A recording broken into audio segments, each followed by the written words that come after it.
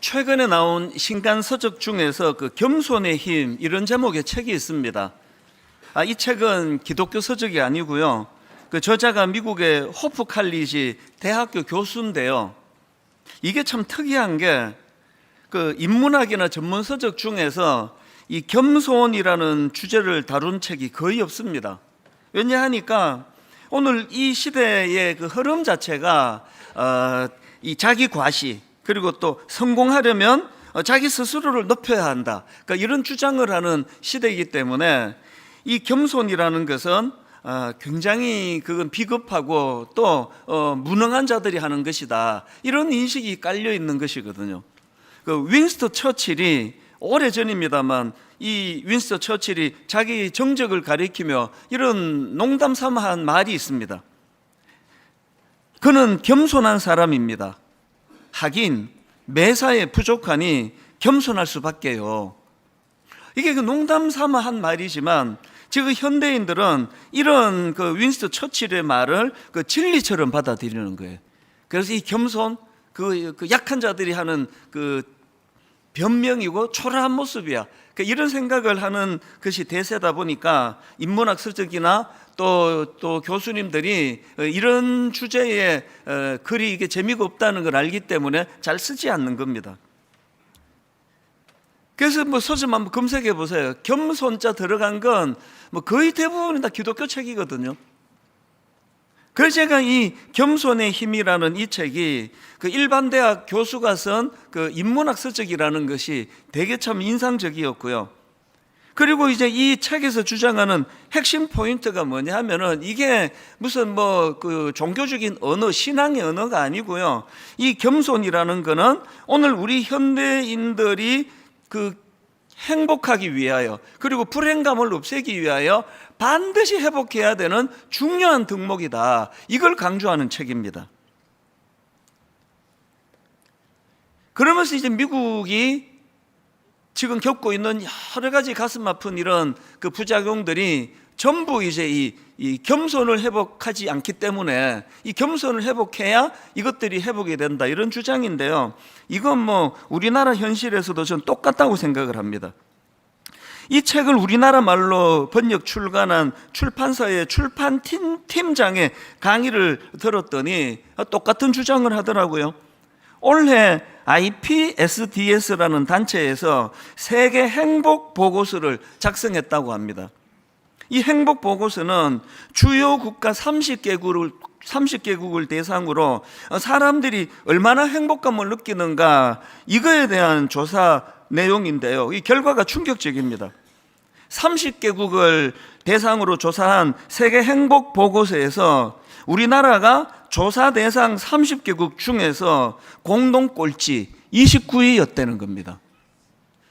이런 류의 결과는 한두 번 들은 거 아니잖아요. 그게 참 마음이 아픈 거죠.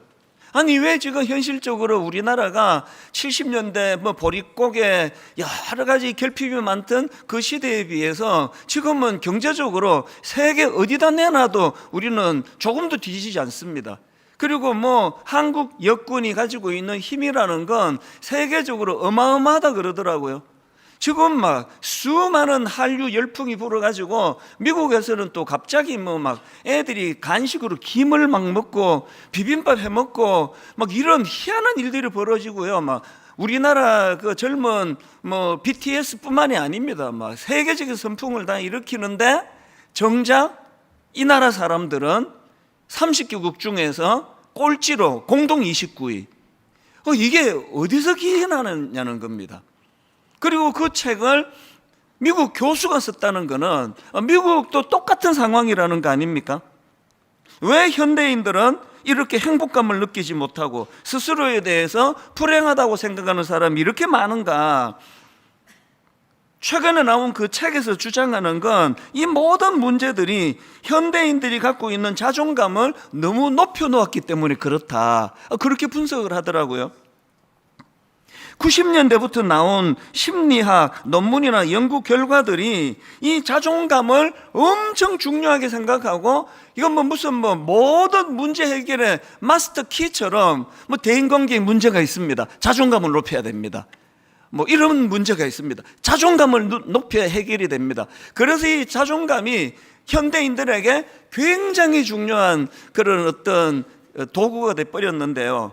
그래서 이제 이 자존감이 너무나 스스로에게 그렇게 기대감이 높아져 있다 보니까 부작용이 이제 이렇게 일어나는 겁니다. 예를 들면은 인터넷, 소셜 미디어 등에서 영향력 있게 활동하는 사람을 인플루언서라 그러지 않습니까? 그런데 많은 사람들이 이렇게 그 인터넷, 소셜 미디어 등에서 영향력을 미치는 그런 사람들을 보면서 우울해진다는 거예요. 불행감을 느낀다는 겁니다. 왜? 나도 이렇게 자존감이 높은 사람인데, 나도 굉장히 가치가 있는 사람인데 왜 저 사람처럼 영향력 있는 사람으로 난 살지 못하는가? 이게 그렇게 우울하게 만든다는 거죠. 그리고 뭐 이런 데서 오는 부작용이요, 자기 스스로를 다른 사람들에 비해서 너무나 높게 자기 존재감을 끌어올려 놨기 때문에 이제 누가 자기 자신에 대하여 뭐 부정적인 이야기하는 거, 또 자신에 대한 긍정적인 시각에 방해되는 목소리 다 차단시켜 버리는 거죠. 그리고는 이제 비슷한 공감해주는 사람들끼리 이제 그룹을 만드는 이 심화 현상이 점점 이제 깊어간다는 거거든요. 그러다가 보니까 이제는 내가 이렇게 높은 존재다, 난 가치 있는 존재다, 이걸 드러내기 위해서 어떻게 해야 됩니까? 자기보다 앞서는 사람을 끌어내리는 거죠. 계속 막 가짜 뉴스를 만들어서라도 막 끌어내리고, 그래서 상대방을 무시하고 폄하하고, 이런 일들이 지금 뭐 전 세계적인 지금 흐름인 것 같다, 뭐 그런 내용입니다. 이게 바로 사람들에게 만족감을 주기고 또 행복감을 주기고 그 불행감을 지금 이것을 이제 점점 더 가중되게 만든다. 그 인문학 그 심리학 교수가 쓴 책에서 강조하는 핵심 내용입니다. 그렇기 때문에 이분이 주장하는 게, 오늘 우리 현대인들이 행복감을 되찾기 위해서는 겸손해야 된다. 이게 딱 성경이 주장하는 그 내용을 그 책에서 주장하더라고요. 그러면서 이 현대인들이 회복해야 될 겸손이 네 종류가 있는데, 네 종류의 겸손을 우리가 회복해야 된다. 첫 번째 회복해야 되는 겸손은 관계적 겸손이라는 거예요. 내면이 뭐 아무리 겸손하다 하더라도 그 겸손이 상대방과의 대화 속에, 상대방과의 관계 속에서 그 겸손이 드러나야 된다. 이게 관계적 겸손이고요. 그런가 하면 두 번째로 회복해야 될 겸손이 지적인 겸손이래요. 이 지적인 겸손은 한마디로 말하면 이겁니다. 나도 틀릴 수 있다, 이걸 받아들이는 게 그게 지적인 겸손이래요. 사실 여러분이 지적인 겸손이 없는 사람, 자기는 절대 틀릴 생각 안 한다, 이런 생각으로 꽉 차 있는 사람이 주변에 있으면요, 정말 골치 아픕니다. 막 대화가 안 돼요. 근데 여러분, 이런 지적인 겸손이 없는 그 사람이 여러분의 남편이라면요, 그 사람이 여러분 아내라면요, 속 터지는 거죠. 막 뭔 얘기를 해도 당신이 틀렸지, 뭔 주장을 해도 내 생각은 틀리지 않아. 이게 뭐 부부싸움의 원인 아닙니까? 뭐 예를 들어서 뭐 요새 뭐 건강 비결, 뭐 가습기 사용, 뭐 이게 어떻게 해야 되고 저떻게 해야 되고 그러면은 막 항상 그 30년 전에 자기가 갖고 있는 그 생각을 계속 강조하는 거죠. 그 우기고 싸울 필요 없어요, 요새는요. 그래서 자꾸 쓸데없는 그 우기면 막 찾아가지고 보여주시면 돼. 이거 보라고요. 어떤 경우라도 내 생각은 틀리지 않아, 나는 틀릴 사람이 아니야, 이런 생각으로 꽉 차 있는 자기 중심의 사람이, 이게 회복돼야 되는 게 겸손이에요. 이게 안 되니까 대인관계 끊어지죠. 누가 그런 사람하고 대화하는 걸 좋아하겠냐고요. 그런가 하면 우리가 회복해야 될 세 번째 겸손이 있는데, 이게 문화적 겸손입니다. 이 문화적 겸손이란 한마디로 말하면 모든 사람에게는 세상을 보는 방식이 다 다르다, 저마다의 방식이 있다, 이걸 인정하는 게 겸손이에요. 그러니까 이런 말들 많이 하잖아요. 나와 다른 건 다른 것이지 틀린 게 아니다. 결혼해서 신혼 때 주로 갈등을 겪는 게 이거 아닙니까? 뭐 치약 짜는 것부터 해가지고 잠자는 습관부터 해가지고 뭐 일찍 자는 습관이 든 사람은 온 세상의 진리는 일찍 자는 거에서 나오는 거 아닙니까? 늦게 자는 걸 견딜 수 없어 하거든요. 그 사람이 저예요. 제 아내는 전형적인 올빼미 형이에요. 이상하게 결혼하고 보니까 밤이 깊어갈수록 힘이 살아나요. 또 미술을 전공했기 때문에 막 그런데 이제 영감이 나온다 그러더라고요. 난 이해를 못했습니다. 그래서 막 달래도 보고 설득도 하고 협박도 하고 안 돼요. 그래서 제가 그걸 수용했습니다. 그래서 가정의 평화가 물밀듯 밀려오더라고요. 저희 집은요, 싱글 침대면 돼요. 폭이 이렇게 안 커도 돼요. 1차로 제가 일찍 자러 가서 푹 자고 이제 나갈 때쯤 그분이 주무시러 들어가세요. 거의 뭐 터치. 전혀 불편하지 않아요. 이게 체질인가 보다. 전혀는 아니고 가끔씩은 불편한데요, 인정해 주는 거죠. 이걸 인정해 주는 게 이게 문화적인 겸손이라는 겁니다. 그리고 마지막 네 번째가 뭐 목사니까 저는 이게 제일 중요하다 생각하는데요, 실존적인 겸손이 있대요. 이건 자연의 힘, 또 우주 질서, 또 초월적 대상, 이런 걸 떠올릴 때 갖게 되는 겸손이라는 겁니다. 그러면서요, 이 겸손의 힘이라는 교수님이 쓴 이 책의 맨 마지막에 이 교수님이 경험한 것들을 이제 마지막으로 거기서 기록해 놨더라고요. 이분이 그 아이슬란드 여행을 하는데 이제 부부가 같이 갔습니다. 그래서 이제 그 오로라, 새벽에 이제 막 피곤해 쩌는 상황인데 이 오로라를 보려고 반신반의하면서 이게 지금 볼 수 있을까? 그렇게 하고 갔는데 그 새벽에 한 2시 넘어선가 그 시간에 이 부부가 갑자기 휘몰아치는 오로라를 본 거예요. 이 오로라가 초록, 파랑, 노랑, 보라, 이 변화무쌍한 빛의 띠에 휩싸여 가지고 소용돌이 치는데 막 이분이 그 공포감을 느낄 정도로 막 그 오로라에 막 휘몰아치는 거기에 막 하늘에 휘말려 빨려들 것 같은 그런 그 절대적인 위압감을 느낀 겁니다. 그 아름답고 장엄한 풍경 앞에서 이 교수님이 자기가 그런 글을 쓰더라고요. 그걸 경험한 이후로 내가 겸손해졌다. 뭐 미국의 뭐 유명 대학 교수고 지식인이고 막 이런 것들로 사실은 무장할 수밖에 없는 그런 교수님이지만 이 압도하는 자연 앞에서 자기는 참 겸손해질 수밖에 없었다. 우리가요, 내가 아무리 유능하고 아무리 똑똑하고 내가 재벌이고 나는 뭐 모든 권력을 다 갖고 있다 하더라도 나는 하나님 앞에서 참 먼지같이 작은 존재이다. 이거를 겸손히 인정하는 것에서부터 인간의 갈등이 없어지는 거거든요. 창조주 하나님을 창조주 하나님으로 인정해드리고 그분의 창조 질서 아래에서 우리가 순화되어 맞추어 가려고 하는 이 노력이 없는데, 하나님과 불화하는데 뭘 해서 우리가 행복해지겠냐고요. 이 지금 대한민국을 보세요. 60년대 보릿고개 먹을 게 없어가지고 국수 요만큼 넣고 막 그냥 막, 그래서 소고기, 우리는 뭐 스테이크 이런 거 60년대 먹어본 분 계세요? 소고기 반건 사가지고 막 가마솥에다 끓여가지고, 이게 이름은 소고기국인데 소고기가 없어요. 그게 우리 유행어가 이겁니다. 오늘 엄마가 소고기국이다 그러면 그것도 소가 장화 신고 지나간 그 국 말하는 거죠.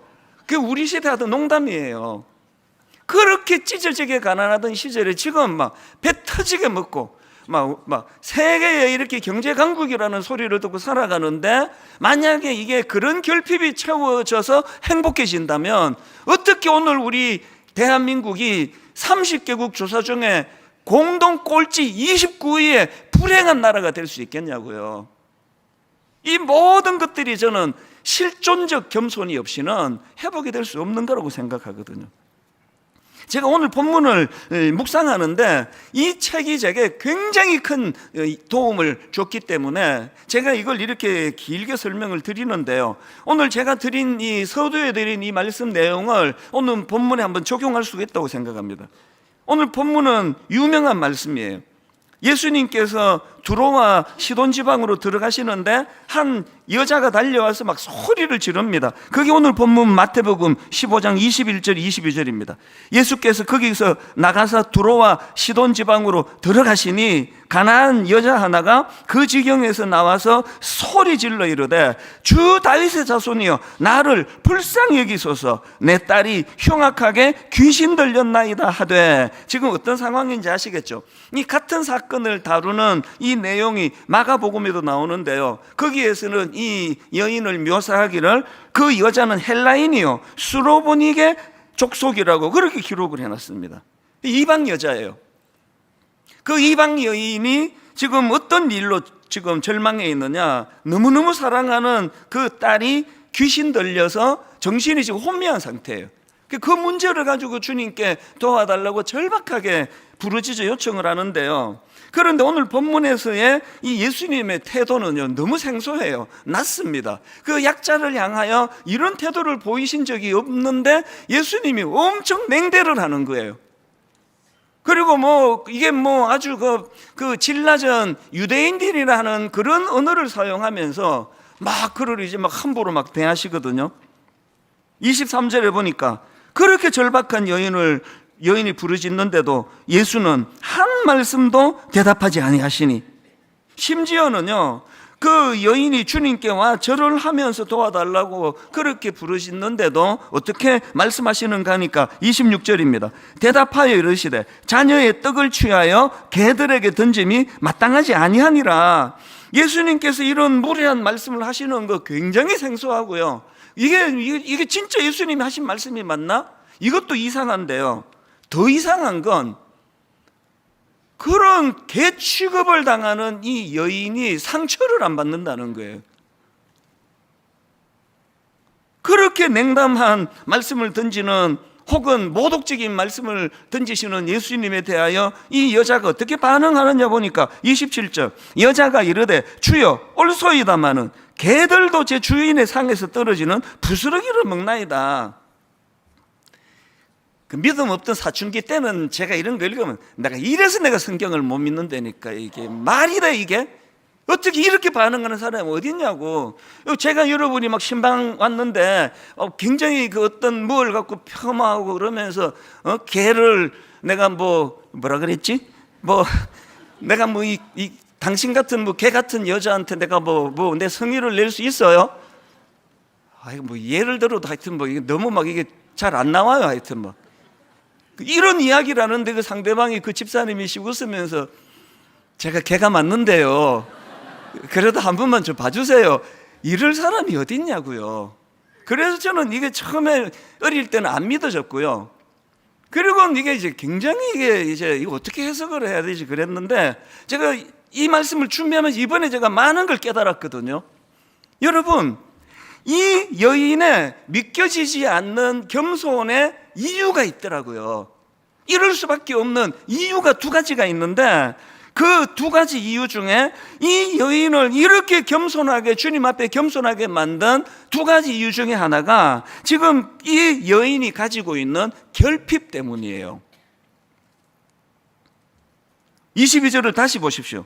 가난한 여자 하나가 그 지경에서 나와서 소리 질러 이르되 주 다윗의 자손이여 나를 불쌍히 여기소서, 내 딸이 흉악하게 귀신 들렸나이다. 지금 여러분, 주님이 어떤 말씀을 하셔도 이 여인은요, 기분 나빠 죽겠네. 내가 당신 같은 사람인데 다시는 내가 안 찾아올 거라고 그렇게 하고 못 갑니다. 왜? 결핍이 있어요. 너무너무 사랑하는 자기 딸이 지금 귀신 들려 이거 온전한 혼미한 상태에 빠져 있거든요. 언젠가 제 아들이요, 좀 크게 다친 적이 있습니다. 한 2주쯤 지났는데 이제 자기 엄마가 걱정을 좀 많이 하고 그랬죠. 딱 2주쯤 지났는데 제가 어디 외출을 하다가 썩 본 거예요. 그랬더니요, 2주 만에요, 이쪽에 머리가 다 휘어졌어요. 와, 아주 깜짝 놀랐습니다. 이 모성이라는 건 어마어마한 겁니다. 저는 목회자니까요, 하나님이 마음의 방을 2개로 나누어 주셨어요. 그래서 여기 이제 자식들 걱정하는 방이 따로 있고 목회해야 되는 방이 따로 있는데, 제가 목회에 몰두하면요, 설교 준비를 하고 신방 가고 이러면 이쪽 방 생각이 안 나요. 영향을 거의 안 받습니다. 제가 여러분 22년 동안에 이렇게 흔들리고 저렇게 흔들린 걸 본 적이 있습니까? 이쪽 방이 있어서 그래요. 그래서 제 아내는 방이 하나예요. 통으로 하나예요. 온 이 자녀에 대한 마음이 꽉 차 있으니까 얼마나 걱정을 많이 했으면 이쪽 머리가 2주 만에 쉬었더라니까요. 하얗게 돼 있는 겁니다.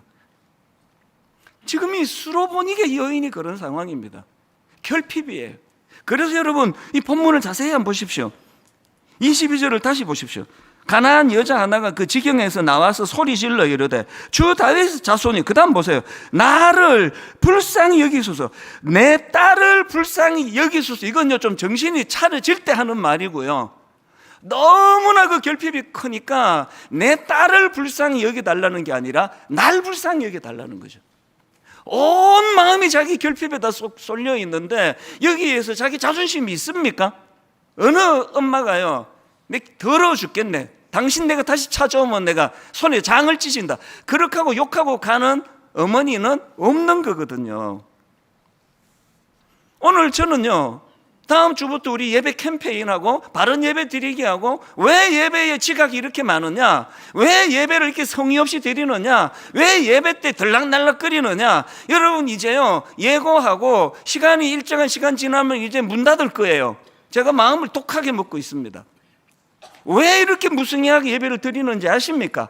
여러분은 수로보니게 여인처럼 결핍으로 오지를 않아요. 와주는 거죠. 내가 인터넷으로 예배 드리다가 그래도 내가 성의를 내서 왔는데 안내하는 사람들이 나를 이렇게 대해? 기분 나빠서 안 가. 한번 걸핏하면 안 가요. 제일 그 애 한 서너 살 애 키우다 보면은 얘는 열받으면 밥 안 먹어 그러잖아요. 교회 안 가. 이게 좀 비슷한 거 아닙니까? 저희 어머니는 참 자녀 교육의 대가예요. 밥 안 먹어 그러면요, 니만 손해지, 그래 먹지 마, 먹기만 해봐. 그러면 먹는 거죠. 나만 손해니까. 이 하나님이 너무나 사랑이 많으시고 이러니까 이제 여러분, 이제 하나님이 그런 협박은 좀 그만하셔도 될 때가 됐는데요. 그럼 저한테 상처받았는데 왜 교회 안 가? 왜 그러시느냐고요. 예를 들어서 그런 겁니다.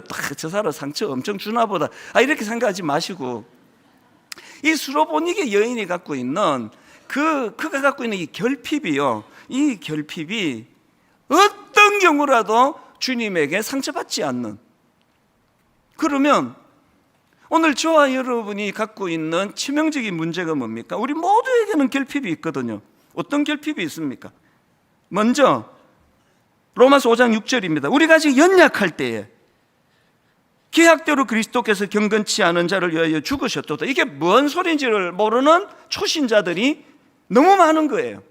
그 다음에 8절, 우리가 아직 죄인 되었을 때 그리스도께서 우리를 위하여 죽으심으로 하나님께서 우리에 대한 자기의 사랑을 확정하셨느니라. 아무리 이 나라가 엄청 잘 살고 막 경제적으로 십몇 위가 되고 그냥 대한민국이 이제는 압도적으로 그렇게 부자 나라가 됐다 치더라도, 그리고 개인적으로도 그런 부유함을 삶을 산다 하더라도 우리에게는 영적으로 결핍이 있는 존재였다는 사실을 인식하는 거예요. 그 다음에 로마서 7장 24절에 보면은 위대한 사도가 된 바울이 이렇게 말합니다. 오호라 나는 곤고한 사람이로다. 이 사망의 몸에서 누가 나를 건져내라. 여전히 내 안에 도사리고 있는 본능, 여전히 내 안에 도사리고 있는 이 죄악에 대한 그 비굴한, 그 이스라엘 백성들이 그 애굽의 종살이로 오래 살았기 때문에 몸은 홍해를 건너 자유인이 됐지만 여전히 그들 내면에 노예 근성이 남아 있는 것처럼, 예수 믿은 이후에도 걸핏하면은 이 노예 근성이, 죄악의 노예 근성이 튀어나오는 거 아닙니까? 제가 늘 하는 이야기가, 이찬수 목사는 살얼음판 위의 행복이라는 말을 제가 잘 쓰거든요. 개척 초기부터요. 누가 말하면 난 너무 행복한데, 이 행복은요 살얼음판 위의 행복이래. 여차하면 빠진다는 거예요. 그거 40대 초반에는 이해가 되지만 이제 제가 목회한 지, 개척한 지 20몇 년이 됐는데도 여전히 살얼음판을 걸어요. 여전히 이 여성들을 보면은 막 긴장하고 조심하고, 또 내가 또 이게 쓸데없는데 빠지게 될까봐. 저는 내 인생에 제일 두려운 게 노욕이 들어오는 거예요. 은퇴하기 전에 한 6개월 전에 내가 무슨 짓을 할지 모르기 때문에 항상 지금부터 대비합니다. 아니 왜 그래야만 되느냐, 그게 제 결핍이에요. 여전히 목사가 됐지만 제게는 영적인 노예 근성이 있고, 그래서 툭하면 튀어나오는 게 탐욕이고, 툭하면 튀어나오는 게 이 시대의 영향으로 나를 높이기를 좋아해요. 툭하면 마음에서 잘 섭섭해요.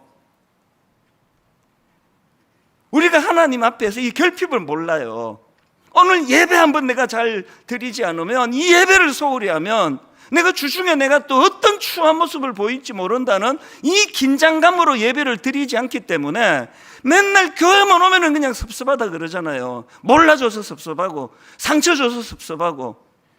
그럼 이 수로보니게 여인은 그럼 뭐 어떻게 해야 되느냐고요. 여러분, 우리는요, 딸이 지금 정신이 혼미한 것보다 더 근원적인 결핍을 갖고 있다는 사실을 알아야 됩니다. 그런가 하면은 두 번째로요, 이 여인이 갖고 있는 또 다른 그 겸손할 수 있었던 이유가 하나 더 있는데요, 예수님만이 이 자기 딸을 고쳐주실, 그러니까 자기 문제를 해결해 주실 대안이라는 사실을 믿었기 때문이에요. 자, 본문 22절을 다시 보십시오. 가난한 여자 하나가 그 지경에서 나와서 소리질러 이르되 주 다윗의 자손이여 나를 불쌍히 여기소서. 여기 나와 있는 이 주 다윗의 자손이여는요, 이중적으로 주님을 인정하는 고백이에요. 다윗의 자손이여, 이 표현은요, 그 당시 사람들이 기다리고 기다리던 메시아를 칭하는 표현이에요. 지금 이 여인은 딸의 그 혼미한 문제, 자기 결핍을 주님 앞으로 갖고 오면서 확신을 갖고 있었죠. 이분이 메시아라고, 이분이 내 문제를 해결해 주실, 이분만이 내 문제를 해결해 주실 분이라고. 그 다음에 그 앞에 주님이라는 표현을 넣는 거예요. 퀴리오스, 주님은 메시아시고 내 인생의 주인이십니다. 이 고백을 하는 믿음이 있었기 때문에 도대체 자기가 생각하는 방식으로 문제를 풀어가지 않는 주님이라 할지라도 그 앞에 상처를 안 받는 거예요. 왜? 이 두 가지가 결합하니까 어떻게 해서든지 간에 이 결핍, 내 딸이 고침을 받기를 원하는 절박한 마음이 필요하니까요. 이제 여러분, 다음 주일부터 하는 바른 예배드리기 캠페인은요, 뭐 지각 안 하는 거 중요하고 뭐 다 좋은데요, 이제 여러분 마음에 뭘 갖고 오셔야 되느냐, 이제 예배에 대한 기대감을 회복하는 거예요. 예배에 대한. 그래서 이번 주일날 내가 주님을 만났을 때 이 결핍의 문제를 내가 주님께 아뢰야 되겠다, 이런 마음 없이 지각 안 하는 거는 뭐 지각하는 것보다는 좀 낫지만요, 뭐 그거나 뭐 아무 기대감 없이 종교적으로 그냥 뭐 잠깐 앉았다가 가는 거, 그 뭐 차라리 지각하는 게 낫죠. 뭐 지루한데 시간이라도 줄이게. 지각하지 않는 것도 중요하지만 여러분에게 이 수로보니게 여인이 갖고 있는 이 절박함이요, 이 절실함이요, 오늘 예배를 통하여 주님이 이 문제를 해결해 주시지 않으면 내가 이번 주간에 어떻게 될지를 모르겠다는 이 절박함. 그래서 여러분, 분당 우리 교회예요, 우리 목사님들이 신방 가보면은 뭐 계속 들리는 이야기가 이런 거예요. 지난주에도요, 지난주 그 설교를 듣고 오래 어떤 문제로 씨름하고 고통에 빠져있던 그분이 이제 회복이 됐대요. 문제를 자기가 발견했다고 그렇게 기뻐하면서 고백을 하더라는 겁니다. 가끔씩 길 가다가 이제 어떤 성도를 만나면 시웃음 이렇게 얘기해요. 혹시 목사님 우리 집에 도청 장치를 해놨습니까? 아니 어떻게 그 주간에 내가 고민하는 문제를 주님 어떻게 그렇게 정확하게 잘 설교를 잘 하십니까? 그런 이야기를 웃으면서 하는 이야기를 여러 번 들었거든요. 제가 그 집에 도청 장치한 게 아니라 그렇게 일하시는 분이 우리 주님이세요. 그렇게 일하시는 그 주님 앞에 예배 드리는 여기에 내 마음을 거기다 쏟고 내 정성을 거기다 쏟고 내 방식으로 문제를 해결하지 않으신다 하더라도 주님은 나의 주인이 되십니다, 이 마음을 가지고 나아가는 게 그게 바른 예배 드리기 아닙니까? 제가 이런 관점으로 보니까요, 오늘 본문은요, 이 수로보니게 여인 문제를 딱 따가지고 읽는 게 아니라는 걸 이번에 제가 또 깨닫게 됐죠. 여러분, 오늘 본문은요, 마태복음 15장 전체적인 맥락으로 읽으셔야 돼요. 아니 마태복음 15장 앞에 어떤 게 있는데요, 그게 누가 등장하는데요? 자 보십시오. 마태복음 15장 1절 2절. 그때의 바리새인과 서기관들이 예루살렘으로부터 예수께 나와 이르되 당신의 제자들이 어찌하여 장로들의 전통을 범하나이까? 떡 먹을 때에 손을 씻지 아니하나이까? 지금 여기 나오는 서기관과 바리새인들이 가지고 있는 문제가 뭡니까? 그 책에서 말한 실존적 겸손이 없는 거예요. 그러다 이 바리새인과 서기관들이 굉장히 그 냉철한 또 냉혈인 것 같은 종교인이 돼버린 거거든요. 아까 그 겸손이라는 책에서 우리가 아까 배웠잖아요. 자기를 이만큼 높은 데다 두니까 전부 눈 아래로 보이는 거죠. 뭐 예수님 제자들도 저것들이 또 딴 사람. 하여튼 내 저것들 보니까 내가 한심해서 이런 맥락에서 제가 이번에 너무나 놀라운 걸 깨달았는데요. 지금 예수님이요,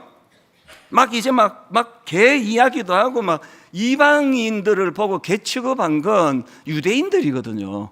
왜 이런 표현을 쓰셨을까? 이번에 제가 새로 깨달은 게 뭐냐 하면은, 지금 예수님이 이런 모독적인 말을 던지시고 하는 건 이 여인의 믿음을 시험해보기 위해, 테스트하기 위해서다, 그렇게 분석들을 하는데 그 분석도 맞을 거예요. 근데 이번에 제가 깨달은 것은요, 어떤 의미에서는 이 여인이 주님 앞에 무릎을 꿇고 이중적으로 주님은 메시아시고 주님은 내 주인이시라는 그 고백 속에서 이 여인의 믿음을 주님이 보셨잖아요. 그래서 어떻게 생각하면요, 예수님께서는 이 27절에서의 여인의 고백을 지금 유도하고 계시는 느낌인 거예요. 그 믿음을 통해 이 고백을 끄집어내시는 거예요. 그래서 개 이야기도 나오고, 그 당시 유대인들의 언어를 사용하시는데요. 그 27절의 고백을 다시 한번 들어보세요. 여자가 이르되 주여 올소이다마는 개들도 제 주인의 상에서 떨어지는 부스러기를 먹나이다. 지금 예수님께서 이건 이제 천국 가서 물어봐야 되지만 추측인 거죠. 예수님이 이 여인이 이렇게 대답하도록 유도하고 계시는 느낌인 거예요. 왜 이렇게 대답하기를 유도하셨을까요? 두 종류의 사람에게 들려주기 위하여. 한 종류는 그 당시 바리새인과 서기관들, 주님을 향한 실존적 겸손이라고는 약에 쓰려고 해도 없던 교만이 머리 끝까지 가 있는 그 사람들을 향하여 이 여인의 고백을 들려주고 싶었던 거죠. 너 들었니? 이 교만한 바리새인, 너 들었니? 그리고 또 한 부류에게 이 말씀을 들려주기를 원하셨다고 생각하는데, 그게 저와 여러분이에요. 2000년이 지난 지금까지 주님은 이 수로보니게 여인의 고백을 너무나 중요한 지침으로 우리에게 들려주고 계시잖아요. 그래서 여러분, 바른 예배를 회복한다는 것은요, 지각하지 않는 것도 중요하지만 자기를 지나치게 높이려는 우리 자아를 깨트리는 것에서부터 시작이 돼요.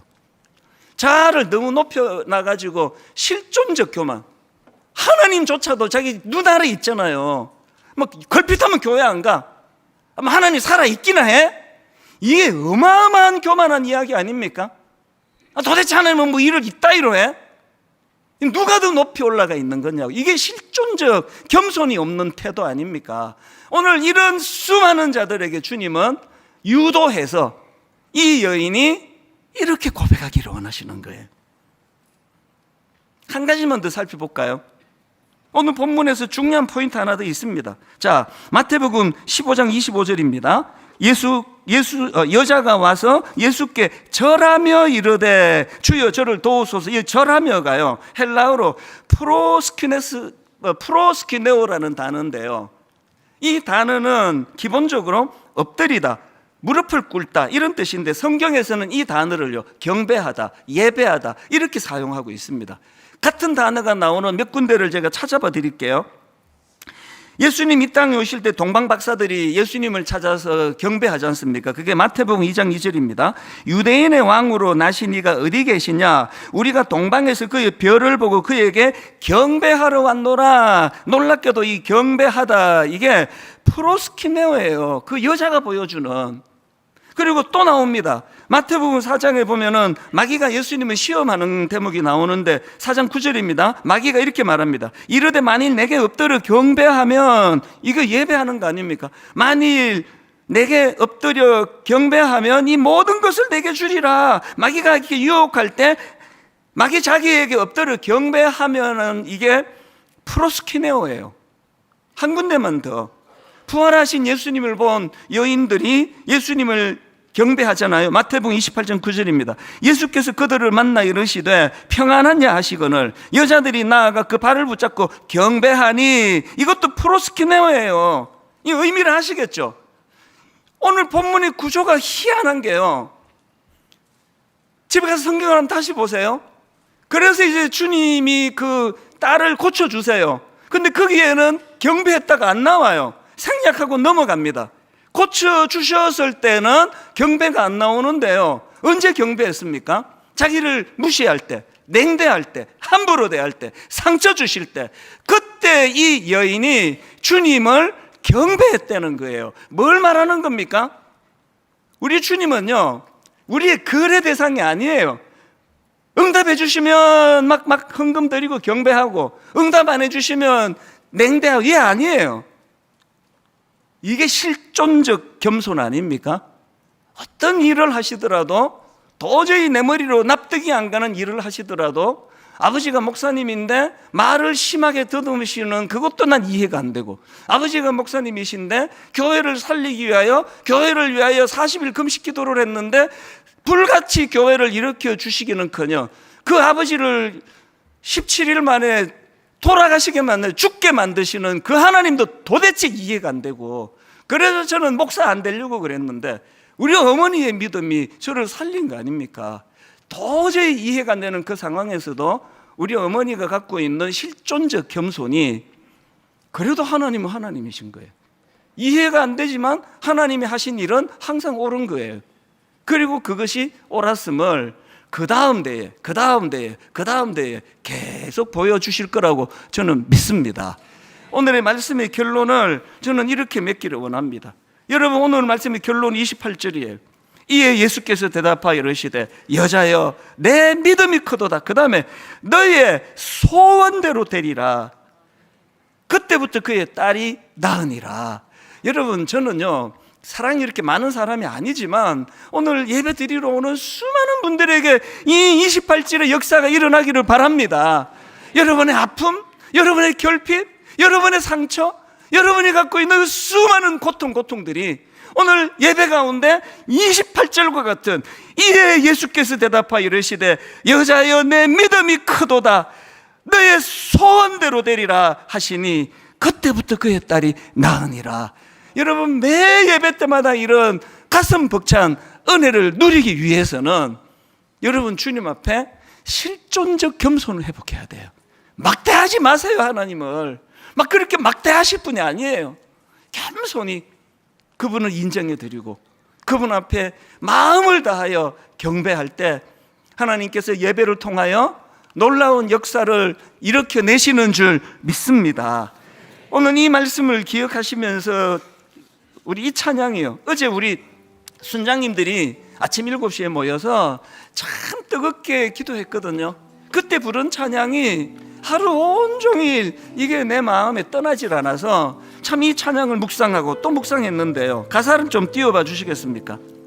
무명이어도 공허하지 않는 것은, 여러분 이 세상은 지금 거꾸로 가는 거 아닙니까? 그렇게 유명하고 막 그렇게 돈 벌고 막 수많은 인기를 누리고 하는데 마음의 공허함이 사라지지 않은데, 가사를 좀 띄워주세요. 무명이어도 공허하지 않대요. 무명이어도 공허하지 않는 것은 예수 안에 난 만족하기 때문이라. 그 다음 가사도 마찬가지. 가난하여도 부족하지 않대요. 아니 가난의 정의가 뭐예요? 부족한 게 없으면 부자 아닙니까? 부자로 살아도 결핍을 느끼면 가난한 거 아닙니까? 가난하여도 부족하지 않대요. 그럼 되는 거 아닙니까? 비결이 뭐냐고요? 예수 안에 나는 부유하기 때문이래요. 우리가 자녀들에게 이런 아름다운 믿음을 흘려보낼 수만 있다면 저 아이들이 저렇게 아등바등 안 살아도 될 것 같거든요. 오늘 말씀을 기억하시면서 이 단어만 기억하세요. 내가 하나님 앞에 실존적으로 교만했다. 내가 하나님 앞에, 창조주 하나님 앞에 실존적인 겸손을 회복하기 원한다. 이 마음을 가지고 우리 한번 이 찬양을 같이 불러드립니다. 무명이어도 공허하지 않은 것은,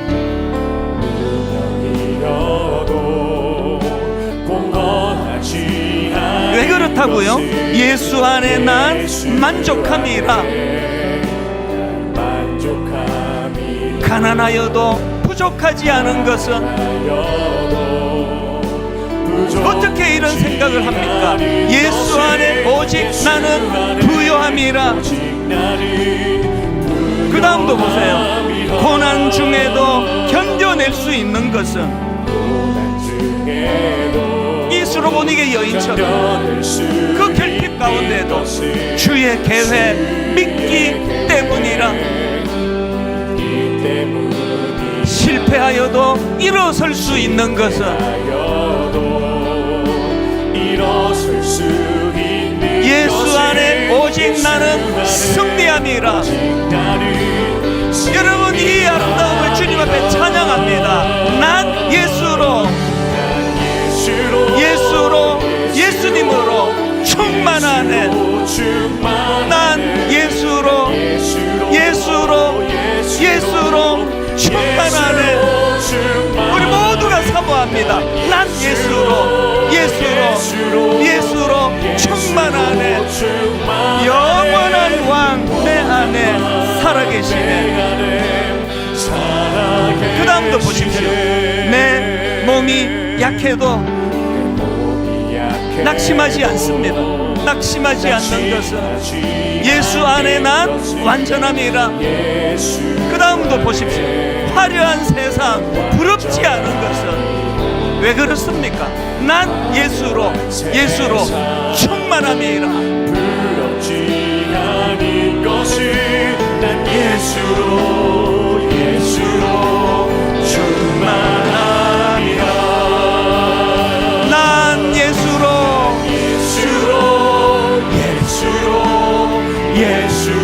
충만하네. 세상 모든 것들도 부럽지 않네. 난 예수로 충만하네. 영원한 왕 내 안에 계시네. 우리 3절 이렇게 한번 고백합니다. 내 몸이 약해도 낙심하지 않는 것은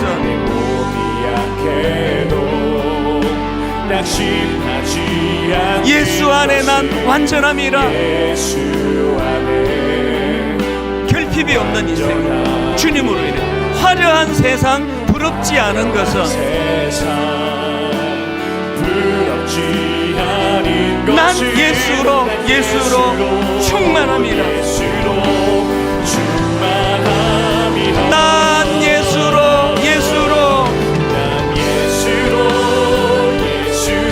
예수님으로 충만한 인생. 난 예수로 충만하네. 우리가 입술로 선포합니다. 난 예수님으로 충만하네. 영원한 왕 내 안에 살아 계시네. 넘쳐나네.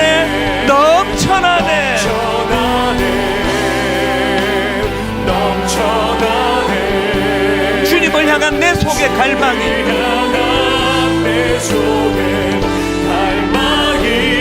주님께로 날 이끌어 주소서.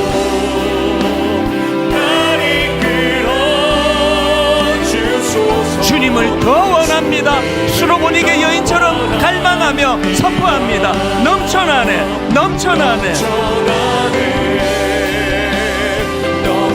무엇이 그렇게 내 안에 넘칩니까? 주님을 향한 내 속의 갈망이. 주님께로 날 이끌어 주소서. 주님을 더 원합니다. 우리 다 자리에서 일어나셔서 예수 사랑합니다.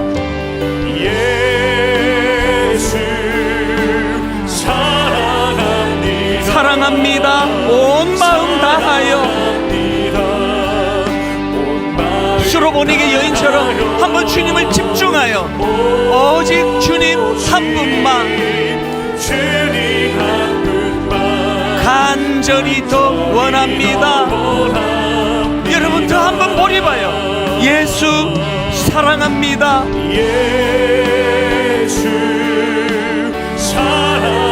사랑합니다. 주님을 사랑하네. 온 마음 다하여 오직 주님 한 분만, 오직 주님 한 분만 간절히 더 원합니다. 그 간절함이 넘쳐나네.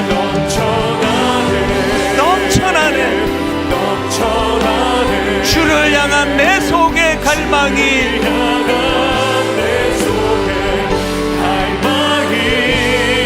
주님께로 날 이끌어 주소서. 주님을 더 원합니다. 오늘 예배 전체를 한번 정리하면서 마지막으로 넘쳐나네 무엇으로 넘칩니까? 주를 향한 내 속의 갈망이 주님께로 날 이끌어 주소서. 주님을 더 원합니다. 우리가 기도할 때 수로보니게 여인에게서 배우는 두 가지 갖고 기도해야 되는데, 하나는요, 우리의 결핍, 근원적인 결핍을 인식해야 돼요. 부자 된다고 안 없어지잖아요. 권력을 가졌다고 사라지던가요? 오늘 하나님, 저에게는 주님 없이는 해결되지 않는 결핍이 있습니다. 주님, 이 결핍을 가지고 주님 앞에 나왔는데 그동안 우리가 주님 앞에 교만했습니다. 하나님, 저희들의 교만을 불쌍히 여겨주시고 꺾어주시고, 이제 그 하나님, 그 주님 앞에 실존적인 겸손을 허락하여 주셔서 매 예배 때마다 그 주님 앞에 우리가 무릎 꿇어 예배하며 주님을 경배하기 원합니다. 각자에게 주신 결핍을 놓고 그 결핍을 해결해 주신 주님 앞에 그것을 끄집어내 토해 놓으며 우리 한 목소리로 우리 자신과 가정의 또 교회의 결핍을 하나님 앞에 눈물로 이 시간 고백하며 기도합니다. 다 같이 기도하시겠습니다. 살아계신 하나님 아버지, 오늘 하나님 앞에 우리가 나와 예배하는 동안에 우리의 결핍을 주님 앞에 고백하기 원합니다. 우리의 결핍을 주님 앞에 토해놓기를 원하오니, 하나님이 수로보니게 여인이 가지고 있는 그 결핍이, 하나님, 그 딸이 귀신 들려 혼미한 상태에 빠져있는 그 문제가 이 여인을 하여금 주님 앞에 실존적인 겸손을 가져다 주었다는 사실입니다. 하나님, 이 수로보니게 여인처럼 우리 모두의 결핍을 인식하고 깨닫고 주님께 고백하며 나아가기를 원합니다. 예배가 살아나서 역사가 일어나기 위해서는 먼저 주님 앞에 이 실존적인 겸손이 회복되어야 하는데, 하나님, 우리에게 이 실존적 회복을, 겸손을 회복시켜 주시옵소서. 하나님 아버지, 오늘 우리가 이 여인이 가지고 있는 그 마음의 아버지 결핍을 주님 앞에 가져왔을 때 주님께서 하나님 아버지 그 문제 해결의 열쇠가 되신다는 그 사실을 기억하고 그 주님 앞에 우리가 한번 무릎 꿇고 주님 앞으로 나아가고 주님이 인도하여 주시옵소서. 하나님, 이 여인이 가지고 있는 이 겸손을 저희들에게 허락하여 주시옵소서. 하나님, 오늘 예배하는 우리 모든 분들에게 하나님 아버지 진실로 주님의 놀라운 역사하심이 일어나도록 주님 간섭하여 주시옵소서.